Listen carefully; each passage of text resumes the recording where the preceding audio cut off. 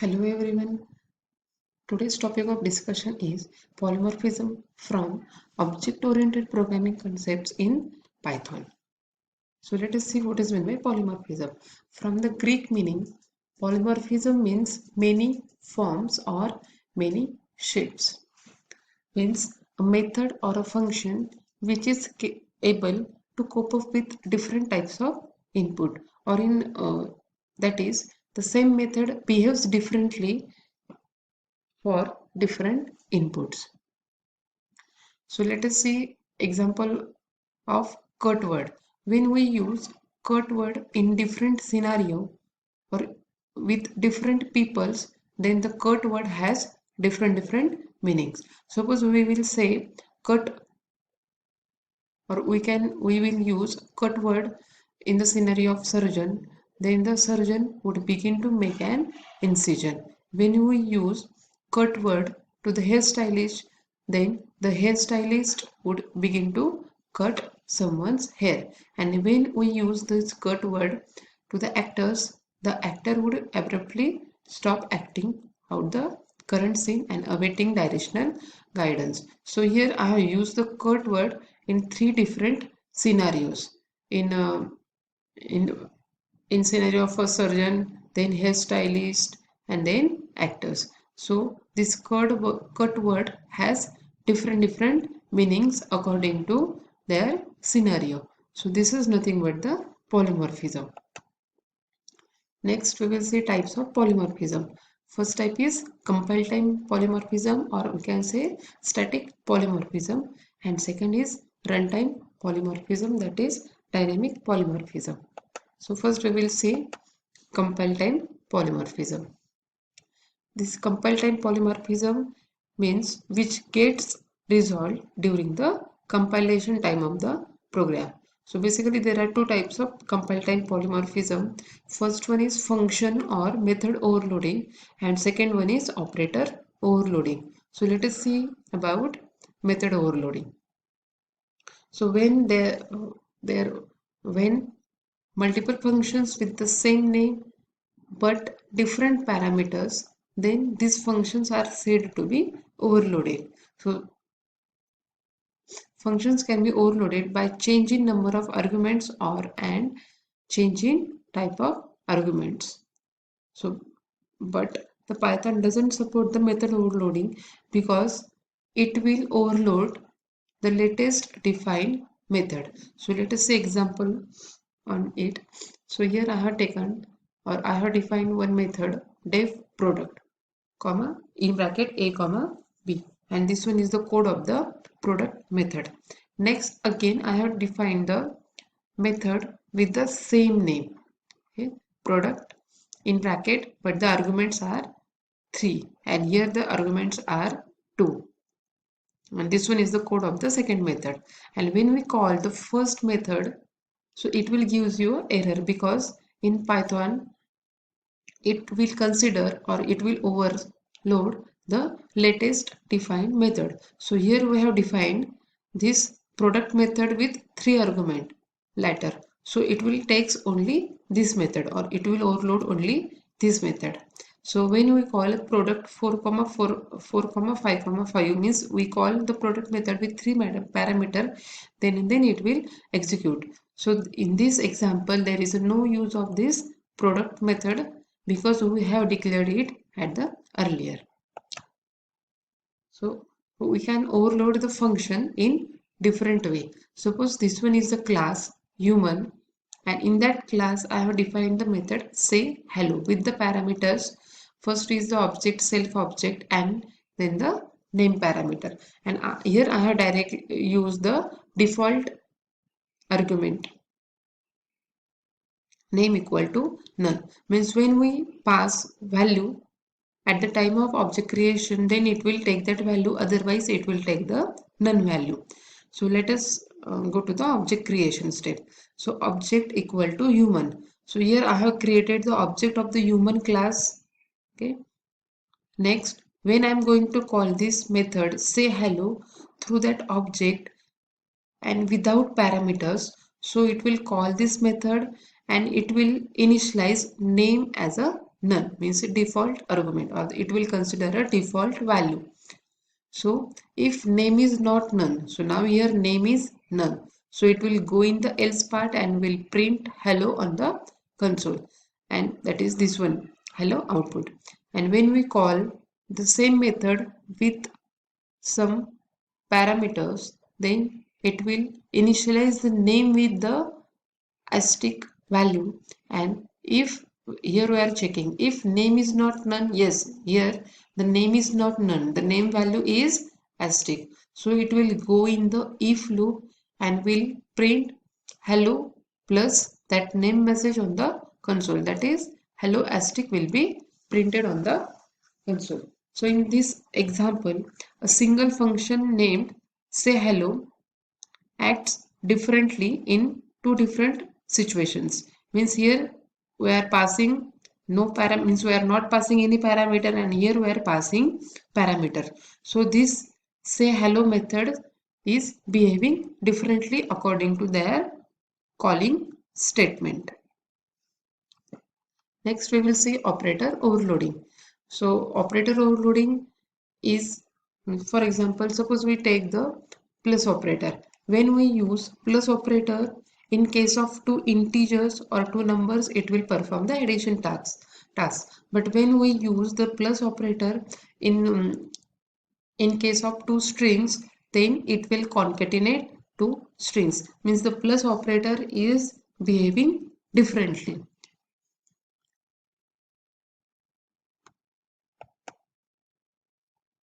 So let us take the example of the plus operator.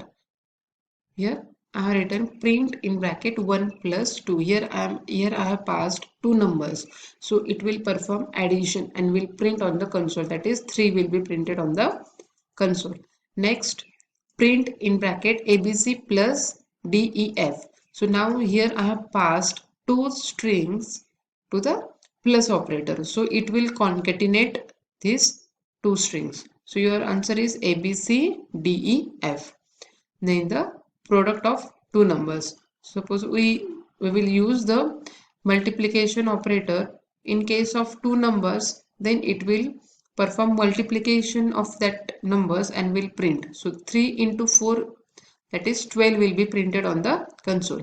But when we use in the string the multiplication operator ABC into 4, so at that time it will repeat this ABC string 4 times, that is this one is our output. Means depending upon the situation or depending upon the context, the operator behaves differently, that is the operator overloading. Next is overloading binary plus operator in Python. So when we use binary operator, at that time a special function or the magic function associated with that operator is directly invoked. So there are some set of magic methods are there. So to write or to use the particular operator, we have to use that particular magic method. So let us see the magic method according to the operators. Suppose we wanted to use this plus operator, then we have to use this method, that is underscore underscore add underscore underscore in bracket self comma other. These are the two objects. Next, for minus there is a sum method, for multiplication there is a mul method, for division there is a true div method, and for floor there is a floor div method, for mod there is a mod method, for power there is a POW method. Again for the comparison operators. So if the operator is less than, then LT is the magic method. Greater than, GT is the magic method. Less than equal to LE. Greater than equal to GE. Equal to EQ. And not equal to NE are the magic methods. Now for these methods are for the assignment operators, and these methods are the unary operator. So let us take example of the binary operator. So class A I have declared. In that class first I have defined a constructor. So def underscore underscore init underscore underscore in bracket self comma A. So this one is the constructor of this class or the parameterized constructor. And next, here I have defined a magic method. So here I'm in this program I'm going to use the plus operator. So this magic method we have to define it. Underscore underscore add underscore underscore in bracket two objects self comma o. Next, here I have created the object of class A, obj equal to A in bracket 1. So at that time when we create the object, it will call the constructor. So directly it will go in the init method and will initialize the object 1's A value to 1. Next, object 2 equal to A in bracket 2. So again, a second object is created. So for second object, again second time this init method is called and second object's A value will be initialized to 2. Next, for third object, again it will call the same constructor will initialize third object's A variable as a ABC and same for the fourth object. That is fourth object's A value is now DEF. And when we call this or when we use this plus operator, that is print in bracket object 1 plus object 2. Now here we are performing the addition of two objects, that is object 1's A value and object 2's A value. So here we have to pass the object. So object 1 plus object 2. So directly when we use this plus operator, it will call its magic method. So the plus operator's magic method is add. So self comma o. So first object it will refer by self word and the second object it will refer by o reference. And then self dot a means object 1's A value plus o dot a, that is object 2's A value, that is 1 plus 3. It will return and 3 will be printed on the console. Next, print ob3, that is object 3 plus object 4. So it will call the again its magic method, that is plus operator's magic method is add. So self object will refer to the object 3 and O will refer to OB4. So self dot A, that is ABC plus O dot A, that is DEF. So it will perform the concatenation because these are the two strings. So your output is ABC. So here this plus operator is behaving differently according to their input.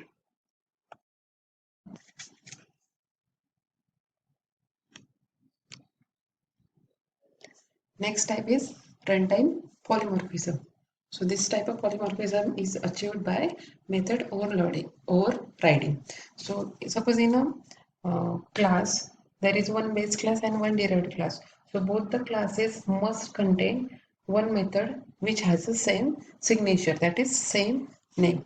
So let us say example on the runtime polymorphism or the method overloading. So here I have created a class rectangle with this one is the constructor of the class rectangle, that is init method in bracket self comma length comma breadth.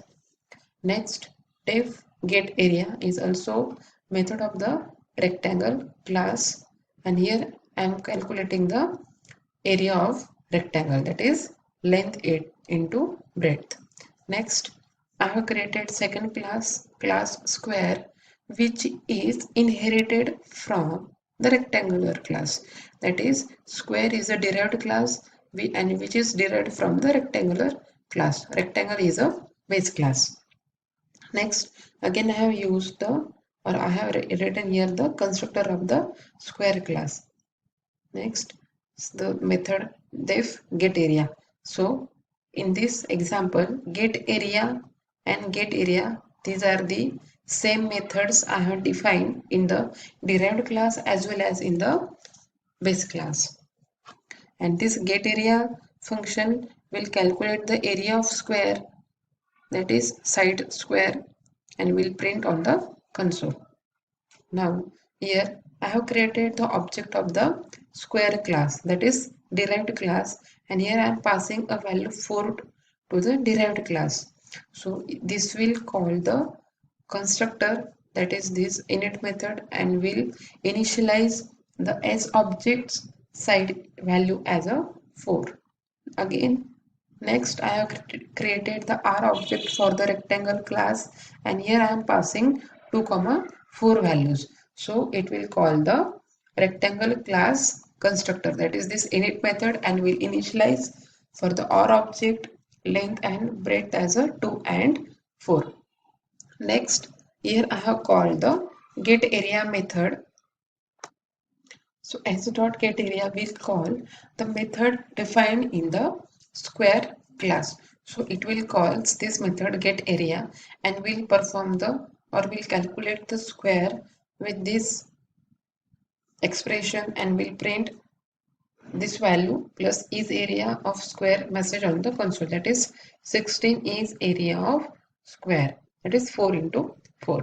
And next r dot get area, it will calls the get area method of rectangular class because the r is the object of the rectangle class. So it will call this get area method, and here the area of rectangular is calculated with the message is area of rectangle will be printed, that is 8 4 into 2, that is 8 is the area of rectangle will be printed on the console. So this is nothing but the method overriding. Sorry, not overloading, overriding. Here get area are these two methods which are overriding to each other. But when we use the object of this particular class, it will cause the particular class method.